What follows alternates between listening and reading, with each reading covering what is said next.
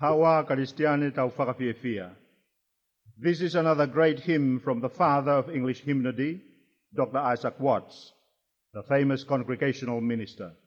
The tune is Silchester, Come Ye That Love the Lord.